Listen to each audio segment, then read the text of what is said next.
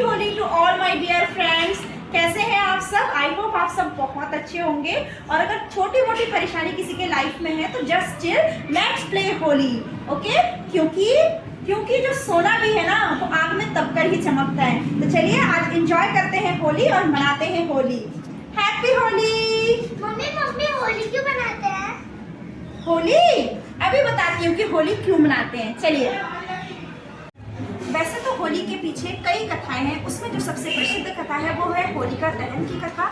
तो आइए जानते हैं कि होली हम क्यों मनाते हैं और होलिका दहन के पीछे क्या वजह है। एक पौराणिक कथा के अनुसार हिरण्यकश्यप नाम का एक राक्षस था जो कि बहुत ही दुराचारी और अत्याचारी था। उसने ब्रह्मादेव से वरदान प्राप्त किया था कि उसे ना तो कोई देव मार सके, ना दानव, ना वो दिन में मरे, ना रात में, ना सुबह, ना शाम को, और ना ही वो किसी अस्त्र शस्त्र से मरे। तो इस प्रकार वो इतना घमंडी हो गया कि उसने लोगों पर अत्याचार करना शुरू कर दिया और अपने आप को भगवान समझने लगा। वो भगवान विष्णु का कड़ा विरोधी था। वो भगवान विष्णु से बहुत ही चिढ़ता था। लेकिन उन्हीं के घर में हिरण्यकश्यप के ही पुत्र के रूप में भक्त प्रहलाद ने जन्म लिया, जिसने उनको भगवान विष्णु की भक्ति करनी बताई। तो हिरण्यकश्यप उसे हमेशा मारने के लिए तत्पर रहते।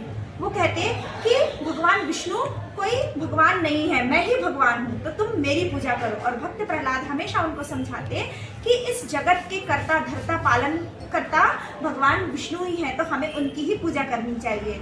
लेकिन हिरण्यकश्यप बार बार इससे क्रोधित होकर बालक को मारने का प्रयत्न उन्होंने किया। बालक को कई बार हाथी से कुचलवाने की कोशिश की। एक बार उन्हें पहाड़ी से गिराने की कोशिश की खाई में, लेकिन हर बार भगवान विष्णु ने उनकी रक्षा की। बालक प्रहलाद निडर होकर निरंतर भगवान का जाप करते रहे और हमेशा हर परेशानी से दूर हो गए। एक बार की बात है, हिरण्यकश्यप बहुत ही क्रोधित हो गया था। वो कैसे भक्त प्रहलाद को मारे वो योजनाएं बना बना करके थक चुका था। तो उनकी बहन उनके घर में आई और उन्होंने पूछा कि भैया क्या बात है, आप इतने चिंतित क्यों हैं, क्या बात है, आपकी परेशानी का क्या कारण है।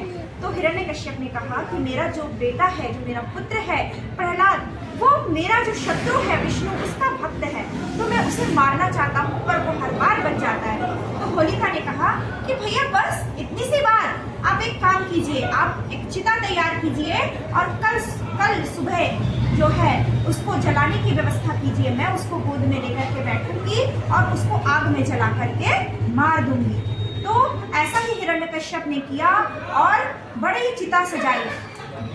राज्य के लोग काफी दुखी थे, स्वयं माता कयाधु भी बहुत दुखी थी कि उनके कलेजे के टुकड़े को कल जलाया जाएगा।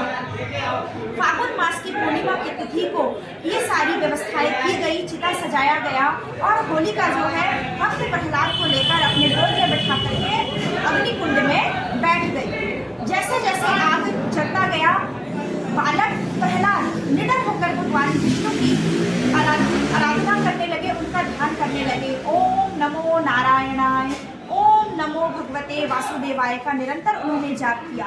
धीरे धीरे भक्त प्रहलाद निरंतर भगवान विष्णु का जाप करते रहे और होलिका उसमें जलकर भस्म हो गई और भक्त प्रहलाद जीवित बच गए। तो ये जो कहानी है, अच्छाई पर बुराई की हार, यानी कि हमेशा जो अच्छाई है बुराई से जीतती है। बुराई कितनी ही काली क्यों ना हो, कितनी ही भयानक क्यों ना हो, उसको हमेशा एक दिन हारना ही होता है। तो यह त्योहार अच्छाई की बुराई पर जीत का त्योहार है। इसीलिए लोग हमेशा खुशी से होली का त्योहार मनाते हैं। धन्यवाद।